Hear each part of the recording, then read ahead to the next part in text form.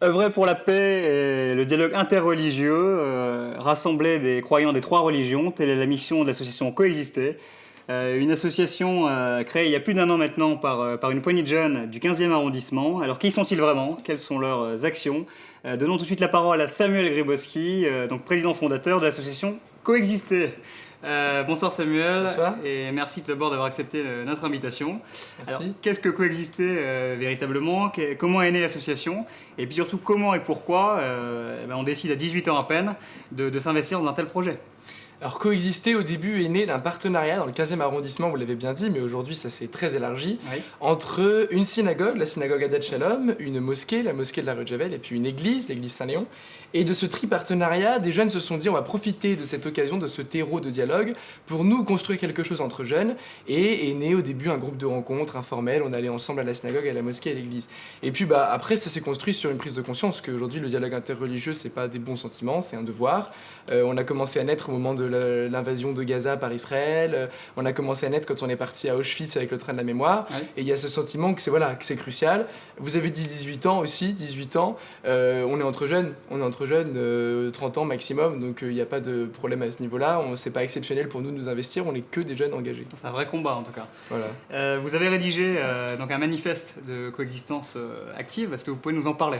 Tout à fait, alors le manifeste de la coexistence active, c'est un peu le texte fondateur de l'association. Ouais. Il intervient au tout début de notre histoire, précisément le 14 janvier 2009. Et dans ce manifeste, on explique un peu quelques grandes idées, notamment la différence fondamentale qu'on fait entre la tolérance et le respect. La tolérance qui est pour nous une attitude passive, alors que le respect c'est actif, donc nous on défend l'actif. La coexistence passive, ce serait le fait de vivre ensemble sans se connaître, et la coexistence active de vivre ensemble en se connaissant. Donc nous on défend davantage un peu cette idée-là, et puis on revient toujours sur cette idée de devoir. On cite notamment Gandhi qui dit « La seule alternative à la coexistence, c'est la codestruction ». Donc voilà, il y a cette idée-là, on n'a pas le choix, on le fait parce qu'on doit le faire. D'accord.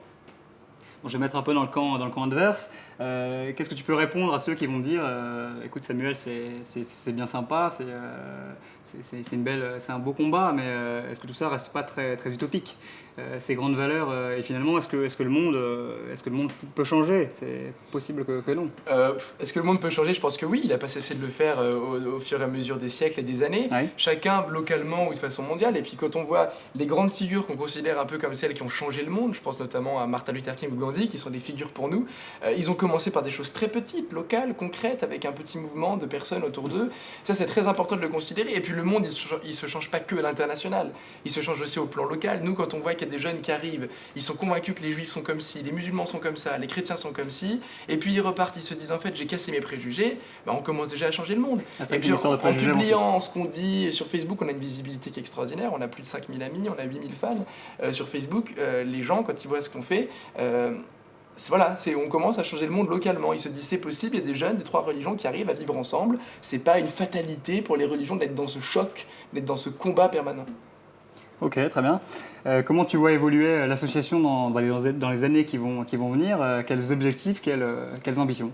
Alors de façon très proche, déjà, les ambitions qu'on a, c'est de refaire le programme qu'on a déjà mené, c'est-à-dire à la fois apprendre à se rencontrer ensemble, les différentes religions, et puis agir ensemble. On a notamment un projet phare qui est un don du sang qu'on partage ensemble, l'opération Ensemble à 100%, tout ça on veut le réitérer, et puis toujours intervenir dans les lycées, les facs, les écoles, tout ça on va continuer. Et puis on va rajouter 2 nouveaux projets, des voyages.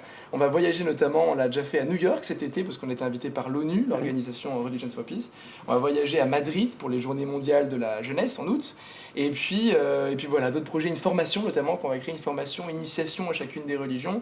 Et puis bon, si j'avais un petit rêve personnel et intime à partager sur la façon dont je t'imagine coexister plus tard. Une info croustillante. Peut-être, le rêve, ce serait un mouvement un peu sur l'image des scouts, un mouvement de jeunes, actifs, engagés de citoyens, mais qui ne serait pas spécifiquement dans une religion ou dans un courant de pensée qui serait interreligieux, interculturel, interspirituel. Voilà, un mouvement de jeunes engagés qui touche un peu la France, peut-être même l'Europe, qui sait le monde. Personnage En ambitieux. tout cas, un mouvement de jeunes engagés qui acceptent de faire des choses ensemble, des jeunes qui s'assument juifs, chrétiens et musulmans. Eh bien écoute, tu l'évoquais tout à l'heure, quittons-nous sur une phrase de Martin Luther King qui disait nous devons apprendre à vivre ensemble comme des frères, sinon nous allons mourir tous ensemble comme des imbéciles. Voilà, c'est un devoir, nous devons le faire. D'accord, bah écoute, merci Samuel en tout cas, et puis bravo pour cette belle initiative, Merci. bonne route à toi. Et puis quant à nous, on se retrouve très prochainement pour une nouvelle rencontre.